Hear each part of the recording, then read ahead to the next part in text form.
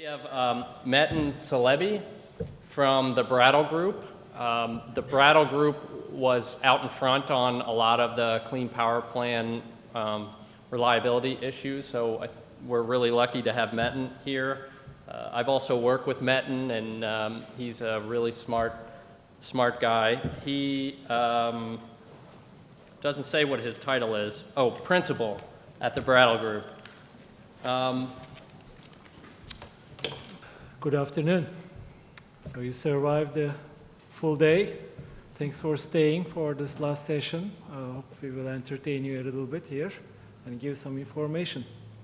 So Brian tells me I have 5 minutes, but I think I'm going to negotiate on that one, make it 10 more, because I have quite a bit of stuff I wanted to share with you.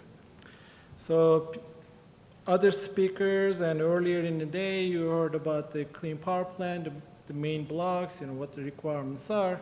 So I'm not going to go into anything in detail here, but I just want to point out that not all units are included in the Clean Power Plan. Existing gas CTs, the simple cycle combustion turbines, are not included, so that's something to keep in mind. The second thing is the new gas CCs are also not included in the 111D rule or the Clean Power Plan, so that's another thing to keep in mind. I'm going to come back to that point later. I'm not going to go through the timeline here. People already did that. See, I'm saving time here. There you go. In terms of the standards, these are the state standards, all the way to the left, Montana, and then all the way to the right, Idaho. The axis on the y-axis is the emission rate standard, that's in pounds per megawatt hour. The top of each bar is showing the 2012 starting emission rate. So some of them, like Montana, are starting at really high compared to all the other states, and also compared to the average fossil steam emission rate of about 2,200. The red block is showing the reductions needed from 2012 to 2022. So in many states to the right, like the northeastern states and Idaho, you don't see the red. That means they are already in compliance with the 2022 standards. But the blue block, the light blue block, after that, that's the additional reduction needed in the emission rate from 2022 to 2030. So the EPA's emission rate standards are really phased in from 2022 to 2030, and Wisconsin is somewhere in the middle. Roughly the emission rate will need to be 50% lower compared to what is in 2012. All right, so this one is going to be interesting. I just wanted to give you a break from all the information overload and just pose you a puzzle. So this is a puzzle to find 6 compliance options. People talked about, okay, EPA provided options for compliance. Some of them are rate-based, some of them are mass-based. So we are going to just try to find what those 6 options are here. I categorize them in this way because really there are huge differences in terms of whether feds are going to be enforcing the standards or whether it will be states, who will be the compliance entity, whether the plant or the state. So I just wanted to separate those. The first one is easy, state measures. That's the one to the right. So that's a mass-based program. A state comes up with a plan. It may be including other sectors, sectors other than electricity. And an example to that is California's AB 32. If they go with their current AB 32 plan for compliance with the CPP, so that will fall into the state measures.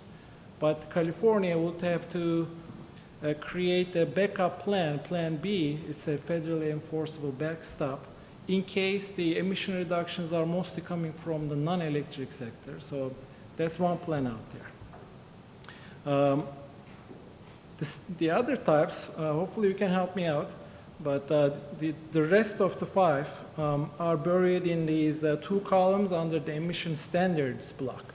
So under that block, the compliance is on the EGUs, on the power plants, individual power plants. Each power plant is responsible to the EPA to show they are meeting the requirements. They are under 2 separate categories, either mass-based or rate-based.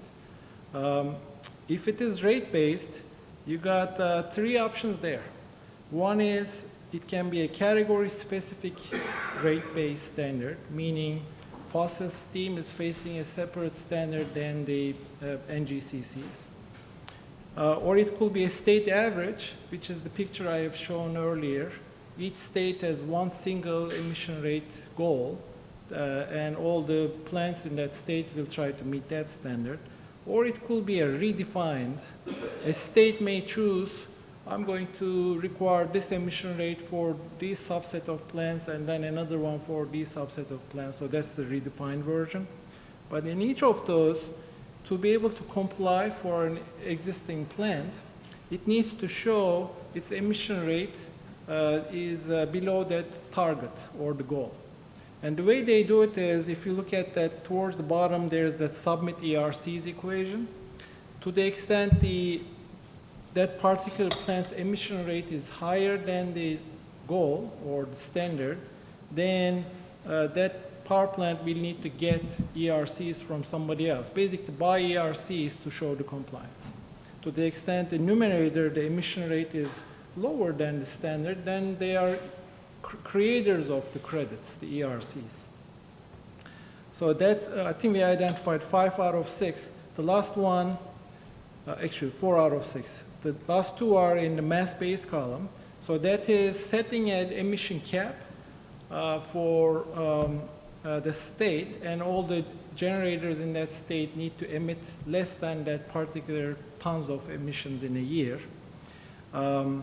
And states have 2 options there. One, they can only include the existing units into the cap, or 2, they can go with the additional emission cap that is the for the new gas CCs and load growth. So those are the 2 options there. One issue there, JT talked about that, there's the leakage issue. If you don't include the new CCs into the cap, then you gotta make sure that there's no leakage of emissions from the covered units to the other ones. So that's something to be shown to the EPA. Wow, this took longer than I thought. All right. The next one, I just want to now zoom in into the subcategory rate-based standard a little bit. As you may remember, there are 2 specific rate standards. One is for the NGCCs, gas CCs. The other one is for the fossil steam.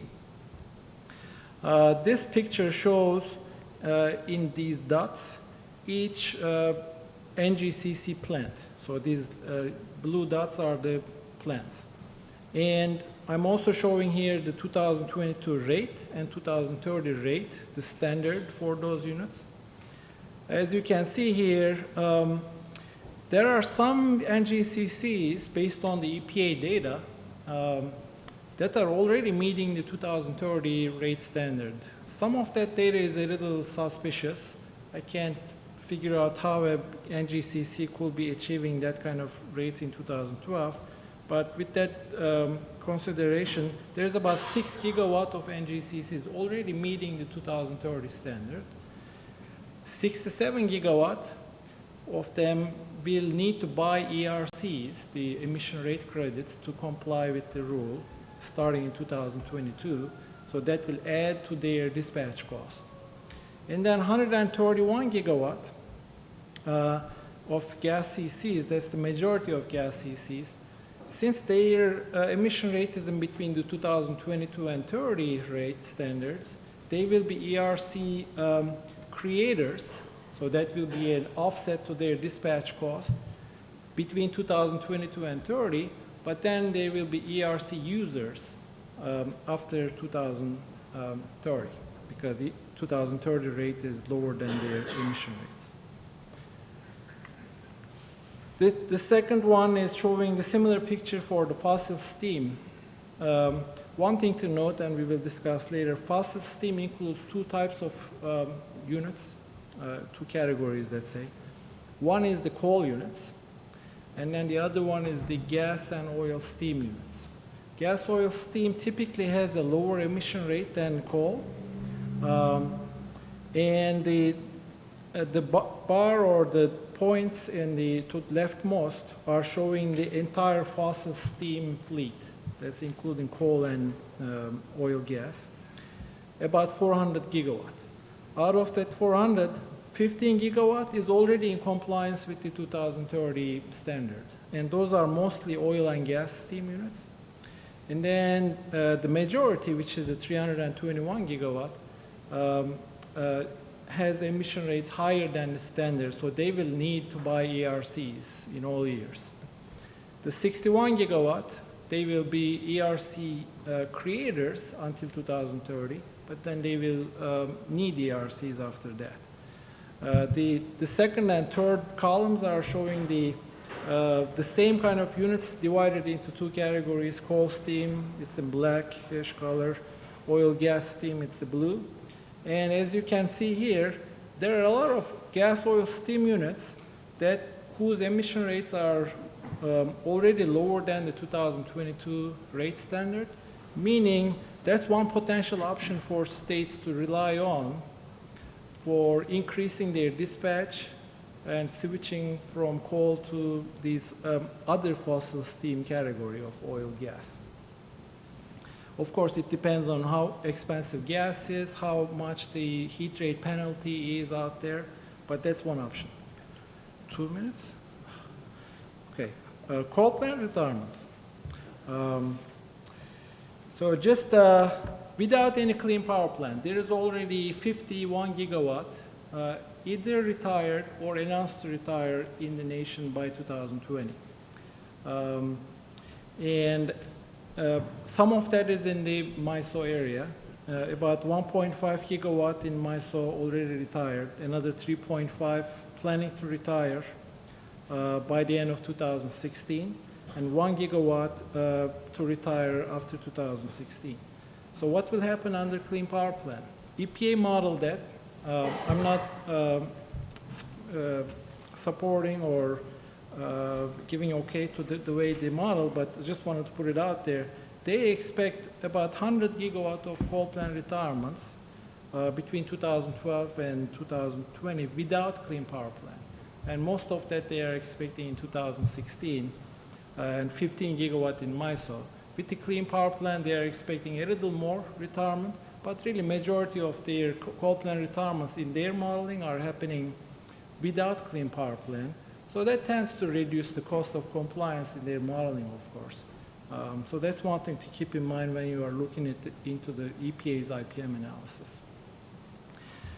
Just wanted to mention, with respect to Wisconsin, so in Wisconsin, about 1 gigawatt, 1,000 megawatt or so, already retired or announced to retire over the next few years. So that leaves about 7 gigawatt of coal plants in Wisconsin. What's going to happen to them? Just looking at their economics and the power prices right now, typical dispatch cost for them is about $30 per megawatt hour. So $30 per megawatt hour is the average dispatch cost right now. And the forward prices for energy in that area are in $35 per megawatt hour range for the next few years.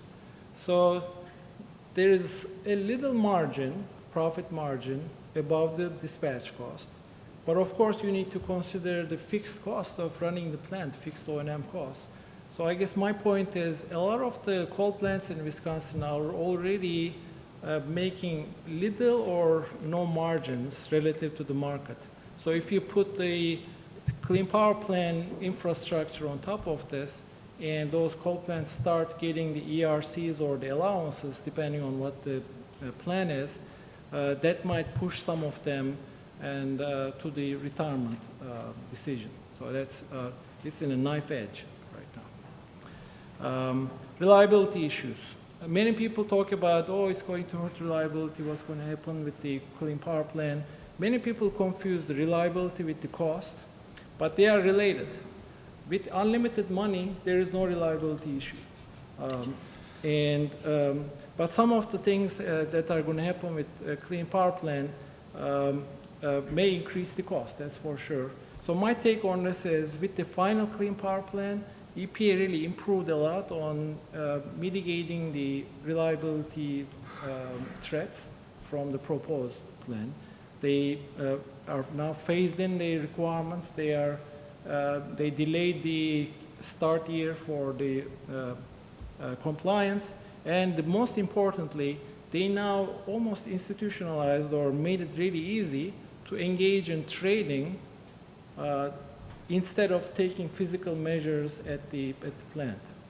So a coal plant may still keep running for the regular capacity factor by buying ERCs or allowances from other entities or from other states, depending on what the state implementation plan is. But things can be made worse if a state chooses a plan that is restricting the trading of these ERCs and allowances. So a lot really of it falls to the states to reduce the reliability issues. I'm not going to go into that.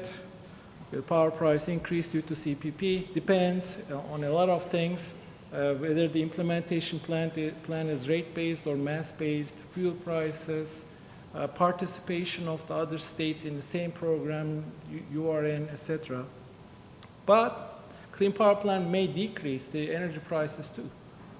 So that's one thing to keep in mind. Okay, distortions. Let me say this and then one more slide, I'm done.